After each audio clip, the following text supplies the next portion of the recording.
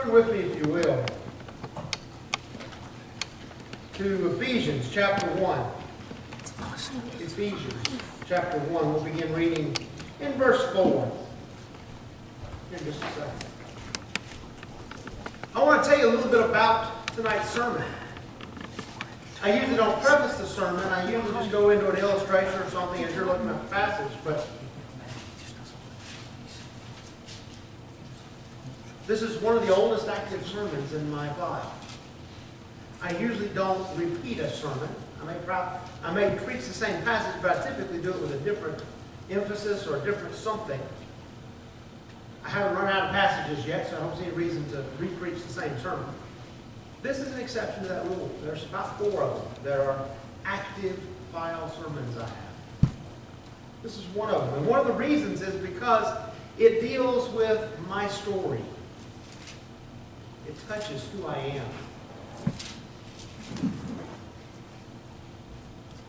I know most of you know my family's story. Many of you were here for some of it. But I want to tell you the early parts, just to kind of set things in motion. As you know, 4 of my 5 legal children are adopted. As you know, my oldest son was adopted through foster care. What some of you may not know is that I was also adopted. My parents were, well, they never had any biological children for reasons that shall remain nameless. They struggled with that. They went to their pastor. Their pastor, after a prayer time, referred them to Sellers Baptist Children's Home, Baptist Maternity Home and Adoption Center in New Orleans. And about a year later, they came to New Orleans and picked up their son.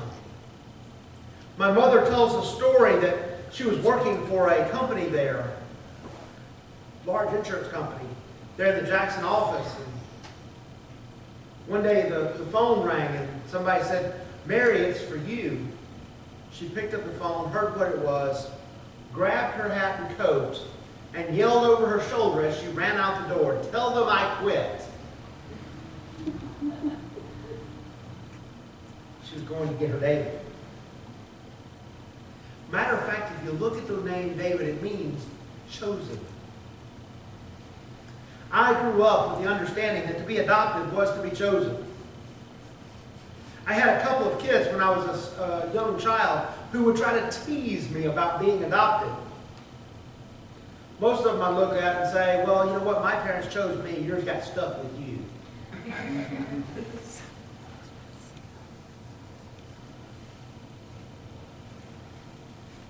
My sister Beth, who was also adopted, was 3.5 years younger than I, almost 4 years.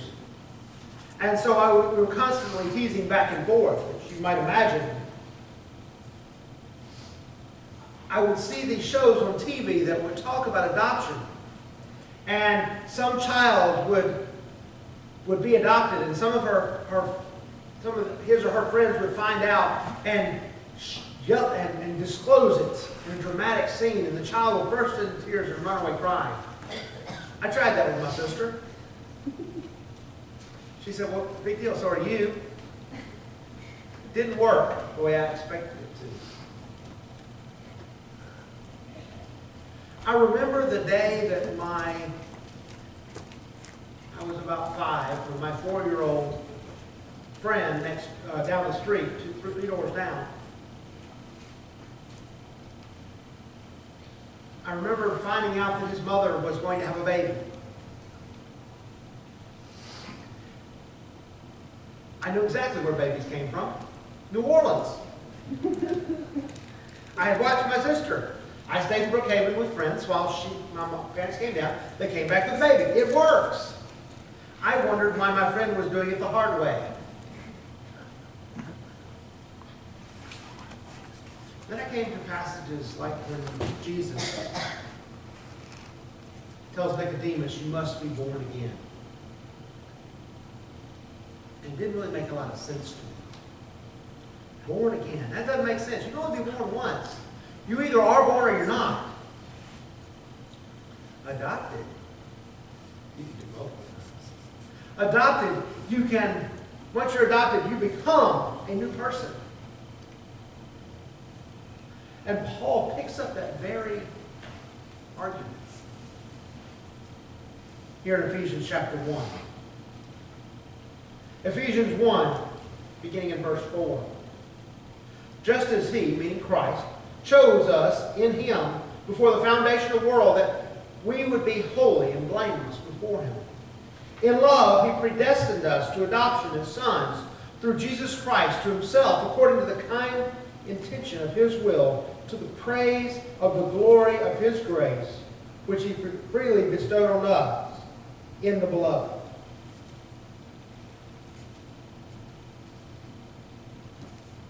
Adopted.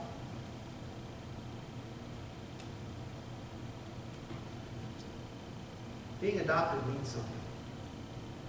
It means that the person you used to be ceases to exist legally, and a new person is created.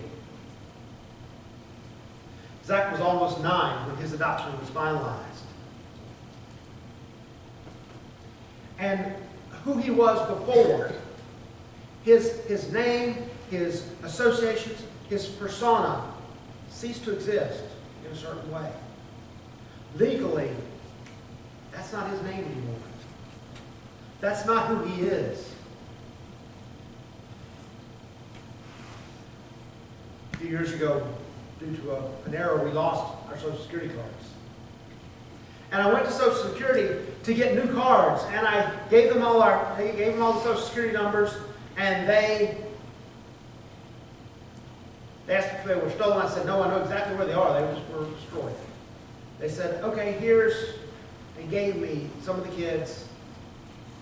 And we got down to Zach. Zach was the last one. Mr. Eastland, there's a problem with this one. What's that? The name you've given me isn't his name.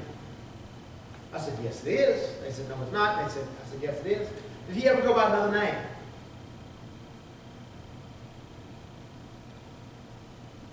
No.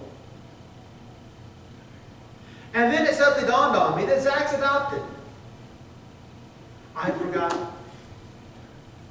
You see, who he is had changed so much. Who I was, that baby I was before. John Allen ceased to exist.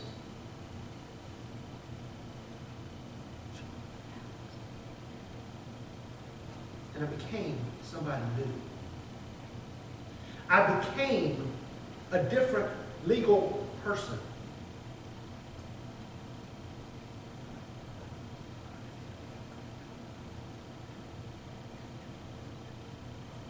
That's exactly what Paul says happened to us.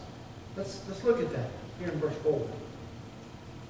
Just as he chose us in him before the foundation of the world.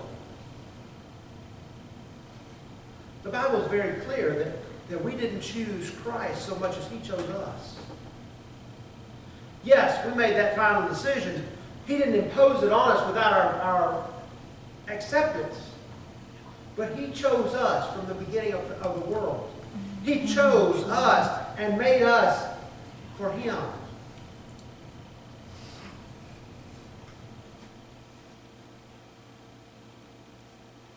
That we would be holy and blameless before him. You see, he wants us to be the kind of people that will represent him well. He wants us to be the kind of holy and blameless. One of the things we're always struggling with our kids about. One of the things we have to teach them and have to, it's always a little bit of a struggle with all of our kids. And I think everybody struggles with this. Is you're not just representing yourself, you're representing your family. And you know what happens is when you go through that adoption, you represent the family just like anybody else.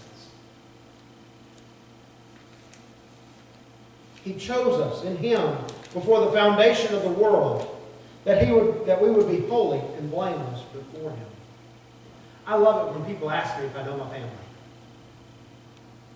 See, I love genealogy. Let me tell you my adoptive genealogy. I know that my birth mother, who was 18 when she left New Orleans, was named Susan.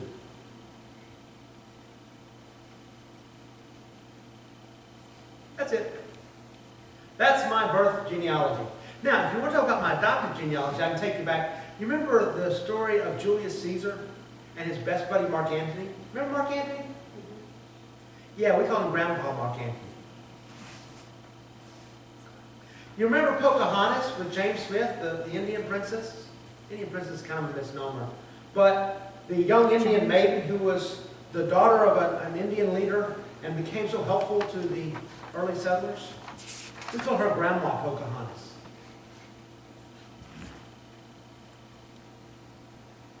You see, when you're adopted, you're grafted into that family.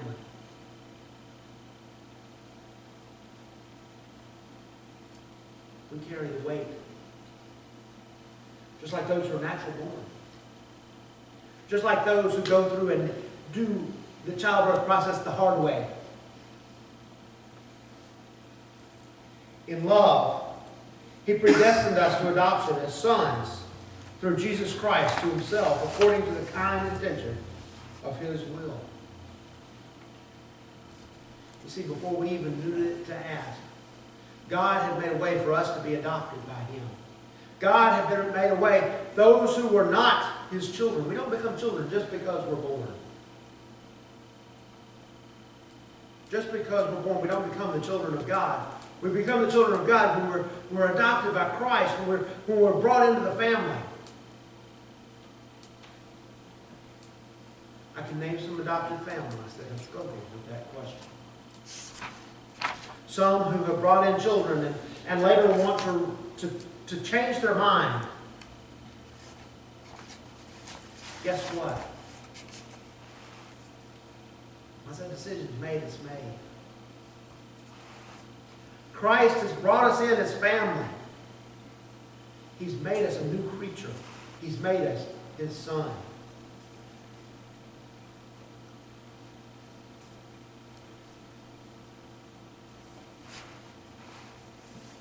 I do want to deal a little bit with the concept of adoption in the first century. You've heard a lot about my adoption experience tonight. But I'm going to tell you that there was a little bit of a different concept in the first century, and even in Jewish times, among the Jews, all the way back to Abraham. Let's look at that for a minute. I know you're in Ephesians, but turn over for just a minute to Genesis chapter 15. Genesis chapter 15.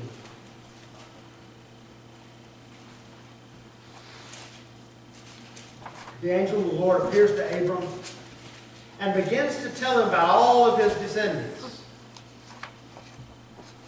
There's only one problem. Abram is an old man and childless. Not only that, but his wife is not a young woman anymore. She's past the age to chase children around again. She's past the age of childbearing. And look what Abram says.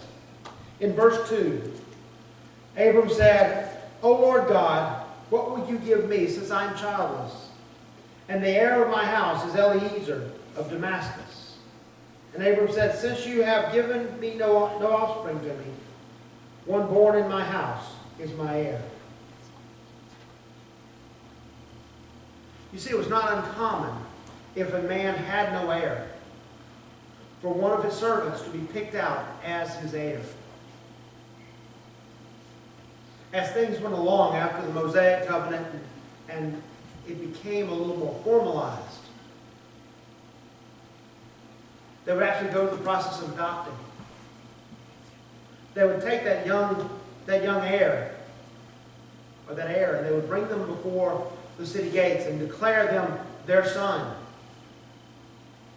Adopt them legally. But there was one major difference. between those who are natural born and those who are adopted. You see, those who are natural born, the father could go to the city gates, and before the council, before the seated leaders of the city, he could sit down before them and stand before them and say, "This my son has been impertinent. He's been disrespectful. He's not worthy of my name. I disown him and send him away." No, Jennifer, don't get any ideas.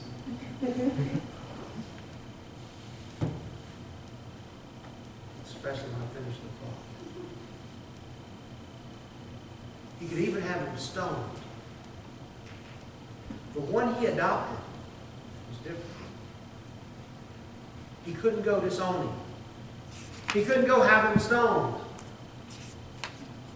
He was an adopted son. He had all the rights of inheritance, all the rights of sonship, and he could not be disowned or disinherited because he had been adopted by free will. If we understand that, I think it's important that we do, that changes this passage significantly. That changes what this passage does.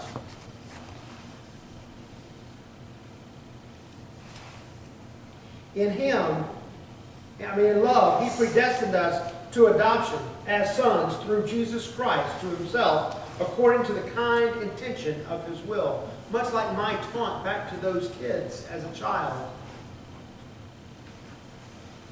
We're not something that He got stuck with. We're not one that He just had that just happened. We're a child that God intentionally sought out.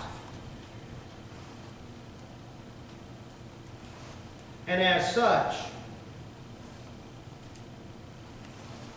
He's given us all the rights of heirship and more protections beside. He's given us all the rights of heirship, and He cannot disown us.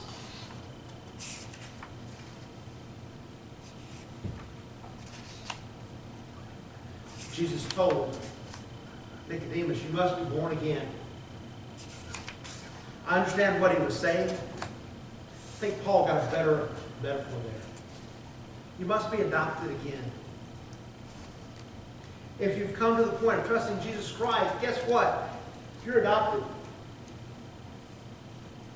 There are some times that Mary Claire looks at us and says, "Why do we have to have the boys?"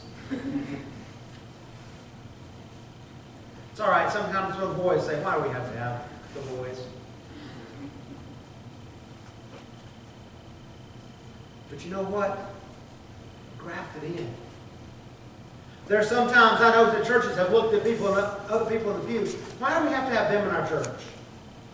They've been grafted in. They're there forever because Christ has died for them, because Christ has sacrificed Himself for them, because He has appointed them as sons. He's adopted them.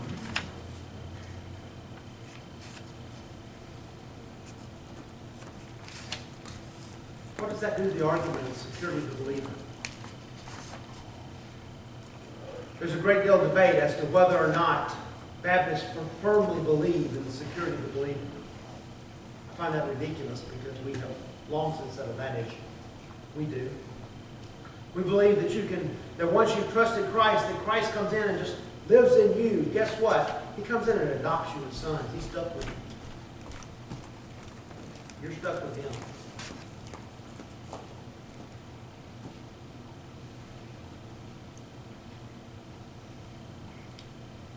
Have you been adopted again?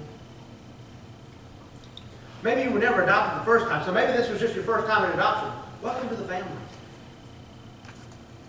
Have you been through that process of being adopted again?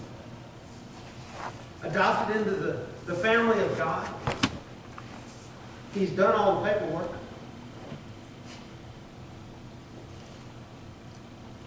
Have you been adopted again?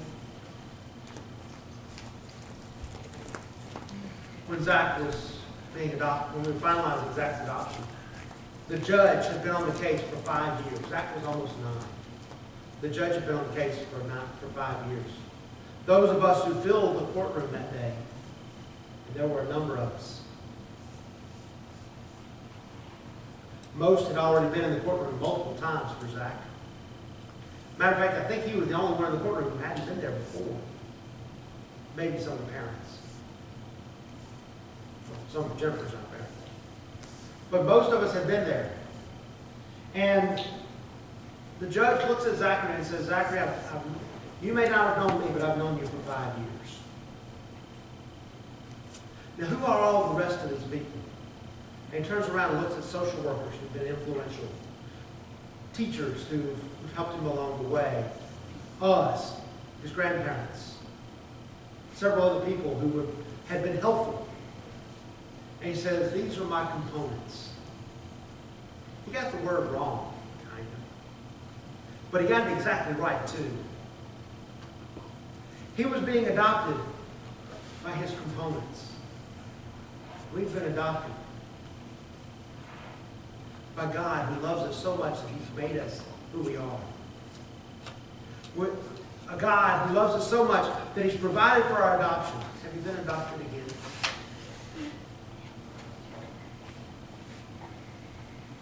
We're going to sing an invitation. Maybe you have a decision to make tonight. If you do, I want you to come as we sing.